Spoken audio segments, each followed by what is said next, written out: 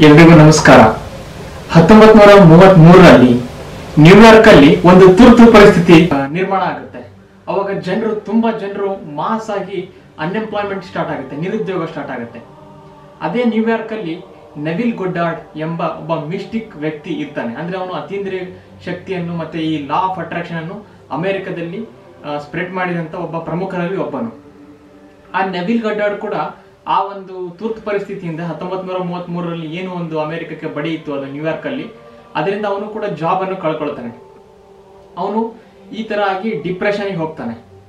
ಈಗ ಜೀವನದಲ್ಲಿ ನನಗೆ ನೆಮ್ಮದಿ ಇಲ್ಲ, ನನಗೆ ಒಂದು ಜಾಬ್ ಹೋಗಿದೆ, ಇವಾಗ ನನ್ನ ಮನಸ್ಸು ಸರಿ ಆಗಬೇಕು ಅಂತ ಹೇಳ್ಬಿಟ್ಟು ನಾನು ಒಂದು ಬೇರೆ ಕಡೆ ಜಾಗಕ್ಕೆ ಹೋಗೋಣ, ಯಾವ ಜಾಗದಲ್ಲಿ ಮನಸ್ಸು ಪ್ರಶಾಂತವಾಗುತ್ತೋ, ಯಾವ ಜಾಗದಲ್ಲಿ ಮನಸ್ಸು ತುಂಬಾ ನೆಮ್ಮದಿ ಸಿಗುತ್ತೋ ಅಲ್ಲಿ ಹೋಗೋಣ ಅಂತ ಹೇಳ್ಬಿಟ್ಟು ಡಿಸೈಡ್ ಮಾಡ್ತಾನೆ. ಅವನಿದ್ದಿದ್ದು ನ್ಯೂಯಾರ್ಕ್ ಅಲ್ಲಿ.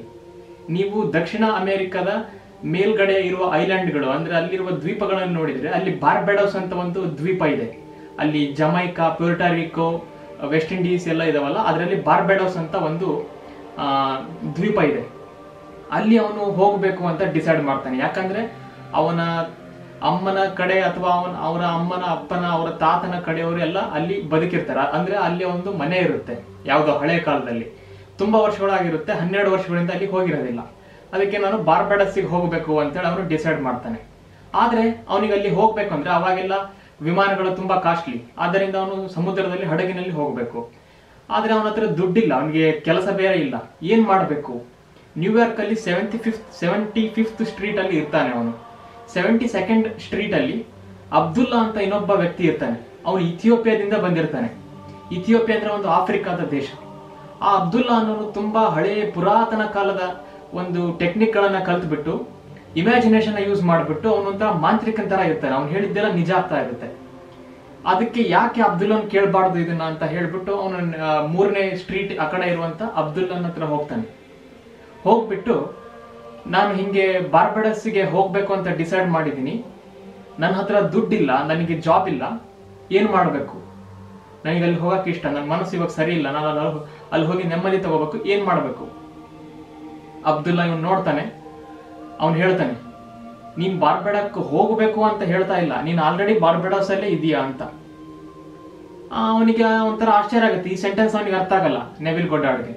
ನೀ ಏನ್ ಹೇಳ್ತಾ ಇದೀಯ? ನಾನು ಇರೋದು ನ್ಯೂಯಾರ್ಕ್ ಅಲ್ಲಿ, ನಾನು ಬಾರ್ಬೆಡಸ್ಸಿಗೆ ಹೋಗ್ಬೇಕು, ಏನ್ ಮಾಡ್ಬೇಕು ಇದಕ್ಕೆ? ನನ್ನ ಹತ್ರ ದುಡ್ಡಿಲ್ಲ, ನೀನೇನೋ ಮಾಂತ್ರಿಕ ಅಂತ ಹೇಳ್ತೀಯ, ನಿನಗೆಲ್ಲ ಇಮ್ಯಾಜಿನೇಷನ್ ಯೂಸ್ ಮಾಡಿ ಏನೇನೋ ಮಾಡಕ್ ಗೊತ್ತು, ಹೋಗೋದು ಹೆಂಗೆ ಅಂತ ಹೇಳು. ಇಲ್ಲ, ನೀನ್ ನಂಬಬೇಕು, ನೀನ್ ಆಲ್ರೆಡಿ ಬಾರ್ಬೆಡಾಸ್ ಅಲ್ಲಿ ಇದೀಯಾ, ನೀನು ನ್ಯೂಯಾರ್ಕ್ ಅಲ್ಲಿ ಇಲ್ಲ, ಇದೇ ಮೆಂಟಾಲಿಟಿಲಿ ಇರು ಅಂತ ಹೇಳ್ತಾನೆ.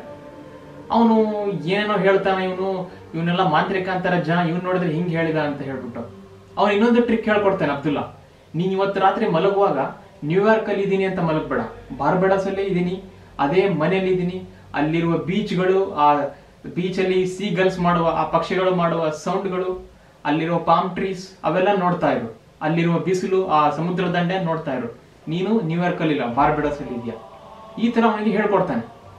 ಈ ತರ ಮನೆಗೆ ಹೋಗಿ ನೆವಿಲ್ ಗೊಡ್ಡಾರ್ಡ್ ದಿನ ರಾತ್ರಿ ಮಲಗುವಾಗ ನಾನು ನ್ಯೂಯಾರ್ಕ್ ಅಲ್ಲಿ ಇಲ್ಲ, ನಾನು ಬಾರ್ಬೆಡಾಸ್ ಅಲ್ಲಿ ಇದ್ದೀನಿ ಅಂತ ಮಲಗ್ತಾ ಇರ್ತಾನೆ. ಅವನು ಮಲಗಿದಾಗ್ಲೂ ಕೂಡ ಆ ನಾರ್ತ್ ಈಸ್ಟ್ ಕಡೆ ನೋಡ್ತಾ ಇರ್ತಾನೆ. ಅವನು ನಾರ್ತ್ ವೆಸ್ಟ್ ಕಡೆ ಡೈರೆಕ್ಷನ್ ನೋಡ್ಬಿಟ್ಟು, ಓ ಅಲ್ಲಿದೆ ನಮ್ಮ ಮನೆ, ನಾನಿವಾಗ ಬಾರ್ಬೆಡಾಸ್ ಅಲ್ಲಿ ಇದ್ದೀನಿ, ಹಿಂಗೆ ಅವನು ನ್ಯೂಯಾರ್ಕ್ ಅಲ್ಲಿ ಇದ್ರು ಕೂಡ ಬಾರ್ಬೆಡಾಸ್ ಅಲ್ಲಿ ಇದ್ದೀನಿ ಅಂತ ಅನ್ಕೊಂಡು ಹಂಗೆ ಮಲಗ್ತಾ ಇರ್ತಾನೆ. 2 ವಾರ ಕಂಟಿನ್ಯೂಸ್ ಹಿಂಗೆ ಮಾಡ್ತಾನೆ. ದಿನ ರಾತ್ರಿ ಮಲಗುವಾಗ ನಾನು ಬಾರ್ಬೆಡಾಸ್ ಅಲ್ಲಿ ಇದ್ದೀನಿ, ನಾನು ಸಮುದ್ರ ನೋಡ್ತಾ ಇದ್ದೀನಿ, ನಾನು ಬ್ಯೂಟಿಫುಲ್ ಆಗಿ ಎಲ್ಲ ಅನುಭವಿಸ್ತಾ ಇದ್ದೀನಿ ಅಂತ. ಏನೂ ಆಗದೇ ಇಲ್ಲ ಲೈಫಲ್ಲಿ. ಅಬ್ದುಲ್ಲಾ ಹತ್ರ ಹೋಗ್ತಾನೆ 2 ವಾರ ಆದ್ಮೇಲೆ. ನೀನೇನ್ ಹೇಳಿದ್ದೆ?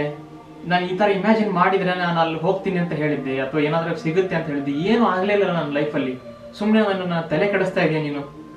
ನಾನು ಇದೇ ತರ ಇಮ್ಯಾಜಿನ್ ಮಾಡ್ತಾನೆ ಇದ್ದೀನಿ, ನನಗೇನು ಆಗ್ತಾನೆ ಇಲ್ಲ ಅಂತ. ಅಬ್ದುಲ್ಲಾ ಏನು ಮಾತಾಡಲ್ಲ. ನೀನ್ ಯಾಕೆ ಹುಚ್ಚುನ್ ತರ ಮಾತಾಡ್ತಿದೀಯಾ? ಆಲ್ರೆಡಿ ನೀನ್ ಬಾರ್ಬೆಡಸ್ಸಿಗೆ ಹೋಗಿದೀಯಾ, ಮತ್ತ್ಯಾಕೆ ಇದೆಲ್ಲ ಯೋಚನೆ ಮಾಡ್ತೀಯ? ಅಬ್ದುಲ್ಲಾ ಏನ್ ಹೇಳ್ತಾ ಇದ್ದಾನೆ ಅವನಿಗೆ ತಲೆಯಲ್ಲೇ ಹೋಗ್ತಾ ಇಲ್ಲ. ಅಬ್ದುಲ್ಲಾ ಅವನಿಗೆ ಫಿಕ್ಸ್ ಮಾಡ್ಬಿಟ್ಟಿದ್ದಾನೆ, ನೀನು ಹೋಗ್ಬೇಕು ಅನ್ಕೊಂಡಿದ್ಯಾ, ನೀನು ಹೋಗ್ತಾ ಇಲ್ಲ, ಆಲ್ರೆಡಿ ಅಲ್ಲಿ ಹೋಗ್ಬಿಟ್ಟಿದೀಯಾ, ಅಷ್ಟು ಕನ್ಫರ್ಮ್ ಆಗಿ ಅಬ್ದುಲ್ಲಾ ಹೇಳ್ತಾ ಇದ್ದಾನೆ. ಇವನು ಆಯ್ತು ನೋಡೋಣ, ಇವನು ಏನ್ ಹೇಳ್ತಾನೆ ನೋಡೋಣ ಅಂತ ಹಿಂಗೆ ಕಂಟಿನ್ಯೂ ಮಾಡ್ತಾ ಇರ್ತಾನೆ. ಡಿಸೆಂಬರ್ ತಿಂಗಳು 4ನೇ ತಾರೀಕು ಅವನಿಗೊಂದು ಲೆಟರ್ ಬರುತ್ತೆ ನೆವಿಲ್ ಗೊಡ್ಡಾರ್ಡ್ಗೆ, ಅವನ ತಮ್ಮನಿಂದ. ಅದು ಬಾರ್ಬೆಡಾಸ್ ಇಂದ ಬಂದಿರುತ್ತೆ. 12 ವರ್ಷಗಳ ನಂತರ ಅವನ ತಮ್ಮ ಅಲ್ಲಿ ಬದುಕಿರ್ತಾನೆ. ಈ ಸಲ ಕ್ರಿಸ್ಮಸ್ಗೆ ನೀನು ಬಾರ್ಬೆಡಾಸ್ಗೆ ಬರಬೇಕು, ತುಂಬಾ ವರ್ಷಗಳಾಗಿ ನೀನು ನೋಡಿಲ್ಲ ನಾನು, ನಾವೆಲ್ಲ ಬೇರೆ ಬೇರೆ ಕಡೆ ಹೋಗ್ಬಿಟ್ಟಿದೀವಿ ಅಣ್ಣ ತಮ್ಮಂದ್ರು. ಅದಕ್ಕೆ ನೀನು ಬಾರ್ಬಡೋಸಿಗೆ ಬರಬೇಕು. ನನಗೆ ಗೊತ್ತು ನಿನಗೆ ಕೆಲಸ ಇಲ್ಲ ಅಲ್ಲಿ ಅಂತ, ಕಷ್ಟ, ನಿನಗೆ ಹಣದ ಕಷ್ಟ ಇದೆ ಅಂತ ಗೊತ್ತು. ಆದ್ದರಿಂದ ಈ ಎನ್ವಲೋಪ್ ಅಲ್ಲಿ, ಈ ಪತ್ರದ ಜೊತೆ ಎನ್ವಲೋಪ್ ಅಲ್ಲಿ ಕಳಿಸ್ತಾ ಇದೀನಲ್ಲ, ಇದರಲ್ಲಿ ನಾನು ನಿನಗೆ $50 ಕಳಿಸಿದೀನಿ. ಮತ್ತೆ ನೀನು ವರ್ಜಿನ್ ಐಲ್ಯಾಂಡ್ಸ್, ಅಲ್ಲಿಂದ ನ್ಯೂಯಾರ್ಕ್ ಇಂದ ನಾವು ಪನಾಮಾ ಕಾಲುವೆ ಇರುತ್ತಲ್ಲ, ಆ ಪನಾಮಾ ಕಾಲುವೆಯಿಂದ ಪೋರ್ಟೋರಿಕೋಗೆ ಬಂದ್ರೆ ವರ್ಜಿನ್ ಐಲ್ಯಾಂಡ್ಸ್ ಅಂತ ಸಿಗುತ್ತೆ. ಅಲ್ಲಿ ಬಂದ್ರೆ ನಿನಗೆ ಫಸ್ಟ್ ಕ್ಲಾಸ್ ಅಲ್ಲಿ ನಿನಗೆ ಆ ಹಡಗಿನಲ್ಲಿ ಕರ್ಕೊಂಡು ಬರ್ತಾರೆ ಬಾರ್ಬಡೋಸಿಗೆ. ನಾನೆಲ್ಲ ಟಿಕೆಟ್ ಅರೇಂಜ್ ಮಾಡಿದ್ದೀನಿ ಅಂತ. ನೆವಿಲ್ ಗೊಡ್ಡಾಡ್ಗೆ ತುಂಬಾ ಖುಷಿ ಆಗ್ಬಿಡುತ್ತೆ. ಅಂತೂ ಅಬ್ದುಲ್ಲಾ ಹೇಳಿದ್ದು ಸರಿ ಆಯ್ತು, ನಾ ದಿನ ಇಮ್ಯಾಜಿನ್ ಮಾಡಿದ್ದು ಸರಿ ಆಯ್ತು, ನಾನು ಕೊನೆಗೂ ಬಾರ್ಬಡೋಸಿಗೆ ಹೋಗ್ತಾ ಇದ್ದೀನಿ ಅಂತ ಎಕ್ಸೈಟ್ಮೆಂಟ್ ಅಲ್ಲಿ ಅಬ್ದುಲ್ಲನ ಮನೆಗೆ ಓಡೋಗ್ತಾನೆ. ಅಬ್ದುಲ್ಲನ ಮನೆಗೆ ಓಡೋಗ್ಬಿಟ್ಟು, ಅಬ್ದುಲ್ಲಾ ನೀನ್ ಹೇಳಿದ್ದು ನಿಜ ಆಯ್ತು, ನಾ ದಿನ ಬಾರ್ಬಡೋಸ್ ಅಲ್ಲಿ ಇದ್ದೀನಿ ಅಂತ ಅನ್ಕೊಂಡು ಅಲ್ಲಿ ಇಮ್ಯಾಜಿನ್ ಮಾಡ್ತಾ ಇದ್ದೆ. ನಮ್ಮ ತಮ್ಮ ಹಿಂಗ್ ಲೆಟರ್ ಕಳ್ಸಿದ್ದಾನೆ, ಟಿಕೆಟ್ ಅವನೇ ಬುಕ್ ಮಾಡಿದ್ದಾನೆ, ದುಡ್ಡು ಕೂಡ ಕಳಿಸ್ಬಿಟ್ಟಿದ್ದಾನೆ. ಆದ್ರೆ ಒಂದು ಬೇಜಾರಿನ ಸಂಗತಿ ಏನಂದ್ರೆ ನಂಗೆ ಫಸ್ಟ್ ಕ್ಲಾಸ್ ಟಿಕೆಟ್ ಸಿಕ್ಕಿಲ್ಲ, ಥರ್ಡ್ ಕ್ಲಾಸ್ ಟಿಕೆಟ್ ಸಿಕ್ಕಿದೆ ಅಂತ. ಅಬ್ದುಲ್ಲಾ ಮತ್ತೆ ಹೇಳ್ತಾನೆ, ಅಲ್ಲ ನಿನಗೇನ್ ತಲೆ ಕೆಟ್ಟಿದ್ಯಾ, ನೀನ್ ಆಲ್ರೆಡಿ ಬಾರ್ಬಡೋಸ್ ಅಲ್ಲಿ ಇದೀಯಾ, ಪ್ಲಸ್ ನೀನು ಥರ್ಡ್ ಕ್ಲಾಸ್ ಅಲ್ಲಿ ಹೋಗಿಲ್ಲ, ನೀನ್ ಫಸ್ಟ್ ಕ್ಲಾಸ್ ಅಲ್ಲಿ ಹೋಗಿದ್ಯಾ ಅಂತ. ಅದು ಹೆಂಗೆ ಅಂತ ಕೇಳ್ತಾನೆ. ಇದೇ ತರ ಇಮ್ಯಾಜಿನ್ ಮಾಡು ಅಂತ ಹೇಳ್ತಾನೆ ಅಬ್ದುಲ್ಲಾ. ಅವ್ನು ಮತ್ತೆ ಹಿಂಗೆ ಇಮ್ಯಾಜಿನ್ ಮಾಡ್ತಾ ಇರ್ತಾನೆ. ಡಿಸೆಂಬರ್ 6ನೇ ತಾರೀಕು ಅಂದ್ರೆ ಲೆಟರ್ ಸಿಕ್ 2 ದಿನ ಆದ್ಮೇಲೆ ಅವನು ವರ್ಜಿನ್ ಐಲ್ಯಾಂಡ್ಸಿಗೆ ಹೋಗ್ತಾನೆ. ವರ್ಜಿನ್ ಐಲ್ಯಾಂಡ್ಸಿಗೆ ಹೋದಾಗ ಅಲ್ಲಿ ಆ ಅಟೆಂಡೆಂಟ್ಸ್ ಇರ್ತಾರಲ್ಲ, ಈಗ ಹಡಗಿನಲ್ಲಿ ಬರೋರಿಗೆ ವೆಲ್ಕಮ್ ಮಾಡ್ತಾ ಇರ್ತಾರಲ್ಲ, ಅವ್ರು ಈ ನೆವಿಲ್ ಗೊಡ್ಡಾಡ್ನ ಕರೆದ್ಬಿಟ್ಟು, ಸರ್ ನಾವು ನಿಮ್ಗೆ ಒಂದು ಗುಡ್ ನ್ಯೂಸ್ ಹೇಳ್ತಾ ಇದೀವಿ, ಯಾರೋ ಫಸ್ಟ್ ಕ್ಲಾಸ್ ಅಲ್ಲಿ ಇರೋರು ಅವರು ಬರ್ತಾ ಇಲ್ಲ ಇವತ್ತು ಬಾರ್ಬಡೋಸಿಗೆ, ಅದಕ್ಕೆ ಅವ್ರ ಪರವಾಗಿ ನೀವು ಫಸ್ಟ್ ಕ್ಲಾಸ್ ಅಲ್ಲಿ ಹೋಗ್ತೀರಾ. ಅವಾಗ ಅನ್ಸುತ್ತೆ ನೆವಿಲ್ ಗೊಡ್ಡಾಡ್ಗೆ, ನಾನ್ ನಿಜವಾಗ್ಲೂ ಇಮ್ಯಾಜಿನೇಷನ್ ಅಲ್ಲೇ ಬದುಕಿರೋದು, ನಾನು ಯಾವತ್ತಿಗೂ ರಿಯಾಲಿಟಿ ಯಾವುದು ಇಮ್ಯಾಜಿನೇಷನ್ ಯಾವುದು ನೋಡ್ಲೇ ಇಲ್ಲ. ಅದಕ್ಕೆ ಇದ್ರ ಹಿಂದಿನ ಏನು ರಹಸ್ಯ ಅಂತ ಅವನು ಅಬ್ದುಲ್ಲನ್ ಕೇಳಿದಾಗ ಅವನು ಹೇಳ್ತಾನೆ, ದೇವರು ಎಲ್ಲವನ್ನೂ ಸಾಧ್ಯ ಮಾಡುವಂತ ಒಂದು ಶಕ್ತಿ, ನಮ್ಮ ಇಮ್ಯಾಜಿನೇಷನ್ಗೂ ಎಲ್ಲವನ್ನು ಇಮ್ಯಾಜಿನ್ ಮಾಡುವ ಶಕ್ತಿ ಇದೆ. To God everything is possible, ದೇವರಿಗೆ ಯಾವುದು ಇಂಪಾಸಿಬಲ್ ಇಲ್ಲ. ಅದೇ ತರಹ ನಮ್ಮ ಇಮ್ಯಾಜಿನೇಷನ್ಗೂ ಯಾವುದೇ ತರಹದ ಇಂಪಾಸಿಬಿಲಿಟಿ ಇಲ್ಲ. ಅಂದ್ರೆ ಅವನ ಪ್ರಕಾರ ನಮ್ಮ ವಂಡರ್ಫುಲ್ ಹ್ಯೂಮನ್ ಇಮ್ಯಾಜಿನೇಷನ್ ಅನ್ನೋದೇ ದೇವರು. ನೀನು ಯಾವಾಗ ನಿನ್ನ ಇಮ್ಯಾಜಿನೇಷನ್ ಟ್ರಸ್ಟ್ ಮಾಡ್ತೀಯ, ನೀನು ಯಾವಾಗ ನಿನ್ನ ಇಮ್ಯಾಜಿನೇಷನ್ಗೆ ಸಾಕಷ್ಟು ಎನರ್ಜಿ ಕೊಡ್ತೀಯ, ಅವಾಗ ಅದು ತನ್ನ ಟ್ರಾನ್ಸೆಂಡೆನ್ಸ್, ಮನಸ್ಸೊಳಗಿಂದ ಹೊರಗಿನ ಲೋಕಕ್ಕೆ ಟ್ರಾನ್ಸೆಂಡೆನ್ಸ್ ಆಗುತ್ತೆ. ಅದನ್ನ ನಿನ್ನ ಕಣ್ಣೆದುರಿಗೆ ಸುಮಾರು ಸಾಕ್ಷಿಗಳು ಸಿಗುತ್ತೆ. ಹೇಗೆ ಅಬ್ದುಲ್ಲಾ ನೆವಿಲ್ ಗೊಡ್ಡಾಡ್ ಮೈಂಡ್ ಅನ್ನು ಹೆಂಗೆ ಯಾವಾಗ್ಲೂ ನೀನು ಏನ್ ಬೇಕೋ ಅದು ಬೇಕು ಅಂತ ಬಯಸ್ಬೇಡ, ಅದು ಆಲ್ರೆಡಿ ಸಿಕ್ಕಿದೆ ಅಂತ ಬಯಸು. ಲಿವಿಂಗ್ ಇನ್ ದ ಎಂಡ್ ಅಂತ ಅವನು ಹೇಳ್ತಾನೆ. Living in the end, already ಎಲ್ಲ ಸಿಕ್ಕಿರುವಂತ ಭಾವ. ನನಗೆ ನೆಮ್ಮದಿ ಬೇಕು ಅನ್ನುವುದಲ್ಲ, ನನಗೆ ನೆಮ್ಮದಿ ಇದೆ ಅಂತ ಅನ್ಕೊಳ್ಬಹುದು. ಅದು ಹೆಂಗೆ, ಏನೂ ಇಲ್ಲ ನನಗೆ ನೆಮ್ಮದಿ, ರಿಯಾಲಿಟಿಯಲ್ಲಿ ಹೊರಗೆ ಇಲ್ಲೇ ಇಲ್ಲ, ಅದು ಹೆಂಗೆ ಇದೆ ಅನ್ಕೊಂಡು ಬದುಕೋದು? ಈ ಪ್ರಶ್ನೆ ನಿಮಗೆ ಕೇಳ್ಬೋದು. ಇದು ಯಾವ ತರ ಪ್ರಶ್ನೆ ಅಂತಂದ್ರೆ, ಕೆಂಪು ಕಲರ್ ಯಾಕೆ ಕೆಂಪಿದೆ, ನೀಲಿ ಕಲರ್ ಯಾಕೆ ನೀಲಿ ಇದೆ, ಇದನ್ನ ಕೇಳೋದು ಒಂದೇ, ಈ ತರ ಪ್ರಶ್ನೆಗಳು ಕೇಳೋದು ಒಂದೇ. ಕೆಲವೊಂದ್ಸಲ ಎಲ್ಲದಕ್ಕೂ ನಾವು ಆನ್ಸರ್ಗಳನ್ನು ಹುಡುಕಕ್ ಹೋಗ್ಬಾರ್ದು. ಯಾಕಂದ್ರೆ ನಮ್ಮ ಬ್ರಹ್ಮಾಂಡ ವರ್ಕ್ ಆಗದೆ ಹಿಂಗೆ. ನೀಲಿ ಕಲರ್ ಯಾಕೆ ನೀಲಿ ಇದೆ ಅಂತಂದ್ರೆ ಅದು ನೀಲಿ, ಕೆಂಪು ಕಲರ್ ಯಾಕೆ ಕೆಂಪು ಅಂದ್ರೆ ಅದು ಕೆಂಪು. ಬೆಳಕಿನಲ್ಲಿ 7 ಬಣ್ಣ ಇರುತ್ತೋ ಅದ್ರ ಫ್ರೀಕ್ವೆನ್ಸಿ ಎಷ್ಟಿದೆ ರೆಡ್ ಕಲರ್ದು, ಆ ಫ್ರೀಕ್ವೆನ್ಸಿ ಅಲ್ಲೇ ಅದು ನಮಗೆ ಗೋಚರಿಸುತ್ತೆ. ಆದ್ದರಿಂದ ಈ ಒಂದು ಕಥೆಯಿಂದ ನಾವ್ ಏನ್ ಕಲಿಬಹುದು ಅಂತಂದ್ರೆ, ನಮ್ಮ ವಂಡರ್ಫುಲ್ ಹ್ಯೂಮನ್ ಇಮ್ಯಾಜಿನೇಷನ್ಗೆ ಅಸಾಧ್ಯ ಅನ್ನುವುದು ಏನೂ ಇಲ್ಲ. ಈ ಕ್ಷಣದಲ್ಲಿ ನಾನು ಚಂದ್ರನ ಮೇಲೆ ಇದ್ದೀನಿ ಅಂತ ಇಮ್ಯಾಜಿನ್ ಮಾಡುವಂತಂದ್ರೆ ನೀವು ತಕ್ಷಣ ಮಾಡ್ತೀರಾ. ಅದಕ್ಕೆ ಯಾವುದೇ ದುಡ್ಡು ಕೊಡ್ಬೇಕಾಗಿಲ್ಲ, ಯಾವುದೇ ರಾಕೆಟ್ ಅಲ್ಲಿ ಹೋಗ್ಬೇಕಾಗಿಲ್ಲ, ಜಸ್ಟ್ ಇಮ್ಯಾಜಿನ್. ಒಂದು ದಿನ ಅದು ಹೊರಗೆ ಬರುತ್ತೆ. ಆದ್ದರಿಂದ ನಮ್ಮ imagination is more important than knowledge ಅಂತ ಏನು ಆಲ್ಬರ್ಟ್ ಐನ್ಸ್ಟೀನ್ ಹೇಳಿದ್ದಾರೆ, ಅದು 100ಕ್ಕೆ 100% ಸತ್ಯ.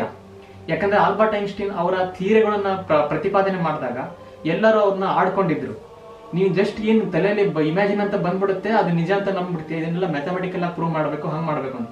ಆಲ್ಬರ್ಟ್ ಐನ್ಸ್ಟೀನ್ ಎದಕ್ಕೂ ಕುಂದಿರಿಲ್ಲ. ಅವರು ಅದನ್ನೇ ಟ್ರಸ್ಟ್ ಮಾಡ್ತಾ ಅದು ಇದೆ ಅಂತ ಇಮ್ಯಾಜಿನ್ ಮಾಡಿ ಅದನ್ನ ಮ್ಯಾಥಮೆಟಿಕಲ್ ಆಗಿ ಪ್ರೂವ್ ಮಾಡಿ ಇವತ್ತು ಜಗತ್ತು ಅವ್ರನ್ನ ಒಪ್ಕೊಂಡಿದೆ ಅವ್ರು ಕರೆಕ್ಟ್ ಅಂತ. ಆದ್ದರಿಂದ ನಮ್ಮಲ್ಲಿರುವಂತಹ, ನಮ್ಮ ಹ್ಯೂಮನ್ ಫಾರ್ಮ್ ಅಲ್ಲಿ ಇರುವಂತಹ ಇಮ್ಯಾಜಿನೇಷನ್ನೇ ದೇವರು ನಮ್ಮ ಇಮ್ಯಾಜಿನೇಷನ್ ಫಾರ್ಮ್ ಅಲ್ಲಿ ನಮ್ಮೊಳಗೆ ಇರ್ತಾನೆ. ಇದನ್ನ ನಾನಲ್ಲ, ಆ ನೆವಿಲ್ ಗೊಡ್ಡಾಡ್ ಅಂತ ಯಾವ ವ್ಯಕ್ತಿ ಬಗ್ಗೆ ಹೇಳಿದ್ದೀನಿ, ಅವ್ನು ಹೇಳಿದ್ದೇನೆ. ಈ ವಿಡಿಯೋದಿಂದ ನಿಮ್ಗೆ ಏನಾದರೂ ಸಂದೇಶ ಸಿಕ್ಕಿದ್ದಾದಲ್ಲಿ ದಯವಿಟ್ಟು ನನ್ನ ವಿಡಿಯೋನ ಲೈಕ್ ಮಾಡಿ ಮತ್ತು ಕಮೆಂಟ್ ಮಾಡಿ ನಿಮಗೆ ಇದ್ರ ಬಗ್ಗೆ ಏನು ಅನಿಸುತ್ತೆ ಅಂತ. ನಿಮಗೆ ಇದೇ ತರಹದ ಬ್ರಹ್ಮಾಂಡದ ರಹಸ್ಯಗಳ ಬಗ್ಗೆ ಇಷ್ಟ ಆದಲ್ಲಿ ದಯವಿಟ್ಟು ನನ್ನ ಚಾನಲ್ನ ಸಬ್ಸ್ಕ್ರೈಬ್ ಮಾಡಿ. ಧನ್ಯವಾದಗಳು.